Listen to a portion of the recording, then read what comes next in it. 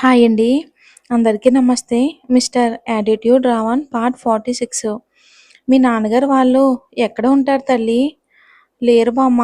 2 సంవత్సరాల క్రితం యాక్సిడెంట్లో అమ్మా నాన్న పోయారు నన్ను ఒంటరిని చేసి అని చిన్న కన్నీటి పొర చేరిన కళ్ళతో అంటుంది. బామ్మా, క్యూటీని అన్నీ గుర్తు చేసి బాధ పెట్టకు. తన కంట్లో నీళ్లు నేను చూడలేను.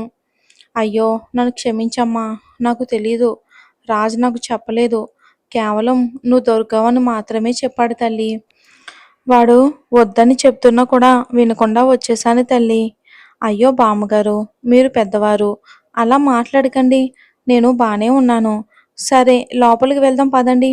సరే అని రాజేశ్వరి గారికి చెయ్యి అందించింది. ఆమె లేవగానే ఆమెతో పాటు ఇంట్లోకి వెళ్ళిపోయారు. రాజు కారులో ఉన్న ఫ్రూట్స్ అన్నీ తెప్పించవా అని అడుగుతుంది. ఆమె చెప్పినట్టే తెప్పించి ఇస్తాడు. వాటిని రాజేశ్వరి గారికి ఇస్తూ, మీకోసమే బామ్మగారు. అయ్యో, ఇవన్నీ ఎందుకు తల్లి? మొదటిసారి ఎవరింటికైనా వెళ్తే ఒట్టి చేతులతో వెళ్ళకూడదు అని మా అమ్మ చెప్పింది బామ్మ. ఊర్వి మాటకి ప్రేమగా తల నిమురుతుంది. ఊర్విని చూస్తూ ఉంటే ఆమెకి చాలా నచ్చుతుంది. అందుకేనేమో తన మనవడు తన కోసం అంతలా తప్పించిపోయాడు. ఇంతలో మేడు జ్యూస్ పట్టుకుని రాగానే దాన్ని తీసుకుని తాగుతుంది. రాజ్ ఫోన్ చూస్తూ తీసుకోబోయేసరికి చేయి జారి తనపై పడుతుంది. ఓ షెట్! అయ్యో అని తను తాగుతూ ఉన్న గ్లాస్ పక్కన పెట్టి అక్కడ టేబుల్పై ఉన్న టిష్యూ తీసుకుని తనే తుడుస్తూ, ఏంటి రాజ్, ఇప్పుడు కూడా ఫోన్ అవసరమా? చూడు డ్రెస్ ఎలా పాడయ్యిందో. చూసుకోవాలి కదా. లేచి వెళ్ళి డ్రెస్ చేంజ్ చేసుకుని రా. సారీ మా, చూడలేదు. నువ్వు బామ్మతో మాట్లాడుతూ ఉండు. సరే, నేను ఇప్పుడే వస్తాను అని వెళ్ళిపోతాడు. అప్పటి వరకు ఊర్విని, రాజ్ని చూస్తున్న రాజేశ్వరీదేవి గారికి ఆ ఇద్దరిని అలా చూస్తూ ఉంటే ముచ్చటగా అనిపించింది. మనసులో ఇద్దరికి ముడి పెట్టాలి అనుకున్నారు. ఇక ఆ విషయం గురించి తన మనవడితో మాట్లాడి తెలుసుకోవాలి అనుకున్నారు ఆవిడ. అతను వెళ్ళిపోయాక రాజేశ్వరి గారితో తన చిన్ననాటి విషయాలు, ఆమె చిన్ననాటి విషయాలు అన్నీ చెప్తూ ముచ్చట్లో పడిపోయారు ఇద్దరు. ఈలోగా ఇక్కడ రాజు డ్రెస్ చేంజ్ చేసుకుని వచ్చి వీళ్ళు ముచ్చట్లో పడిపోతాడు.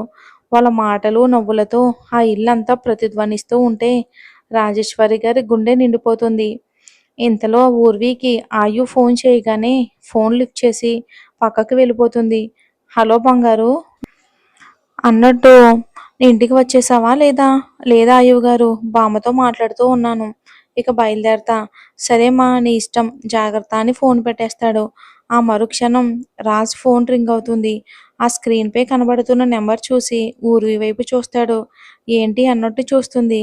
ఆమెని చూస్తూనే ఫోన్ లిఫ్ట్ చేసి చెవి దగ్గర పట్టుకున్నాడు. నేను లేను కదా అని బంగారుని ఇబ్బంది పెడితే నా చేతిలో అయిపోతావు. తను నా క్యూటీ, నేనెందుకు ఇబ్బంది పెడతాను? మరి రెస్టారెంట్లో చేసిందేంటి?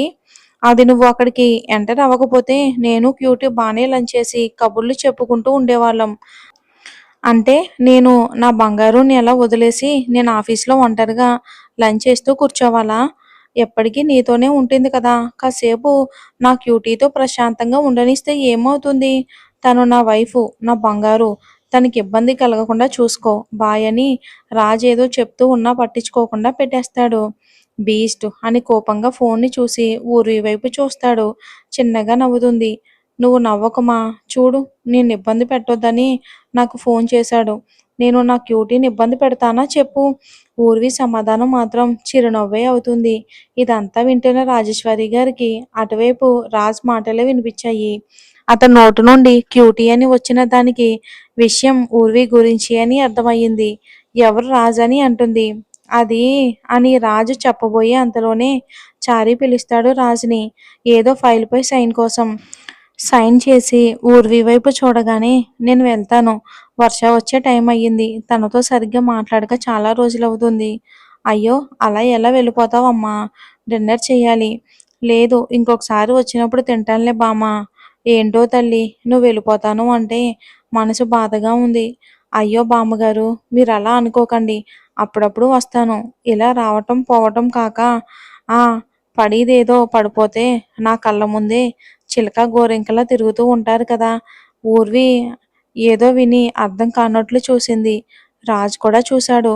అయ్యో! మనసులో అనుకున్నాను అనుకుని బయటికనేసానే. ఏంటి నానమ్మ ఏమన్నారు? ఇందాక ఆ! నేనేమన్నాను తల్లి ఏమీ లేదు. ఇప్పటిదాకా చిలకలా నవ్వుతూ మాట్లాడి వెళ్ళిపోతూ ఉంటే అని అన్నాను. బామ్మగారు మీరంత సాడ్‌గా ఫేస్ పెట్టకండి. సరేనా? నేను మళ్ళీ తప్పకుండా వస్తాను. సరేనా? బాయ్ అని రాస్‌తో వెళ్ళిపోతుంది. కానీ రాజ్‌కి మాత్రం వాళ్ళ బామ్మన్న మాటలు వినిపిచ్చాయి. వాటి గురించి ఆలోచిస్తూ ఊర్విని ఇంటి దగ్గర డ్రాప్ చేసి, ఊర్వి లోపలికి రమ్మన్నా కూడా మళ్ళీ కలుస్తానమ్మా వెళ్ళాలి. అని వెళ్ళిపోతాడు రాజు. ఇక ఊర్వి లోపలికి వెళ్ళగానే అప్పటికే ఇంటికి వచ్చి ఉన్న వర్ష వంట మనిషి లక్ష్మమ్మతో ముచ్చట్లో పడిపోయి కిచెన్ గట్టుపై కూర్చొని ఉండి కనిపిస్తుంది. ఊర్వి కూడా వాళ్ళ వైపే వెళ్ళి నేను కూడా మీతో జాయిన్ అవ్వచ్చా డార్లింగ్? ఊర్వి దగ్గరకు వచ్చి చుట్టూ చూసింది. పరిసరాలలో ఆయు ఎక్కడ కనబడకపోయేసరికి గట్టిగా హత్తుకుని ఎన్ని రోజులయ్యిందే నీ జలస్ మొగుడు అస్సలు నిన్ను ముట్టుకొనివ్వటమే లేదు. చాలా మిస్ అవుతున్నా నిన్ను. అమ్మ రౌడీ బేబీ ఆయు ఇంకా రాలేదు. నువ్వేమీ భయపడకు. ఇంతకీ ఏం చేస్తున్నారు? అని ఆమె కూడా లక్ష్మమ్మ దగ్గరికి వెళ్తుంది. అయ్యో మేడం మీరు కిచెన్‌లోకి ఎందుకొచ్చారు? ఆయువ్ సార్‌కి తెలిస్తే మా ఉద్యోగాలు ఊడడం ఖాయం. మీరు వెళ్ళండి మేడం అని ప్రాధేయపడుతుంది. అయ్యో లక్ష్మమ్మ మేము చిన్నవాళ్ళం. నువ్వు చాలా పెద్దదానివి. అలా అనకు. అలా పిలవద్దు. పేరుతో పిలువు. పేరుతోనా? నా వల్ల కాదు మేడం. మేడం అని కాకుండా కనీసం ఏదో ఒక ముద్దు పేరు పెట్టి పిలువు. ముద్దు పేరంటే అమ్మో! నా వల్ల కాదు. అయితే పేరుతో పిలువు. ఏంటి ఊర్వి అమ్మ మీకు ఆడుకోవడానికి నేనే ఉన్నానా? ఆ! అలా పిలువు. బావుంది అంటుంది ఊర్వి. తను ఏమందో గుర్తు తెచ్చుకొని అయ్యో! ఏం కాదు. అలాగే పిలువు. అవును లక్ష్మమ్మ. నువ్వొక్కదానివేనా? అంటే కొడుకు, కూతురు ఆ మాటకి చిన్నగా బాధపడుతూ నా కొడుకు, కోడలు బిల్డింగ్ కడుతూ ఉంటే ప్రమాదం జరిగి చనిపోయారమ్మా. అయ్యో! అంటే ఇప్పుడు నీకెవరూ లేరా?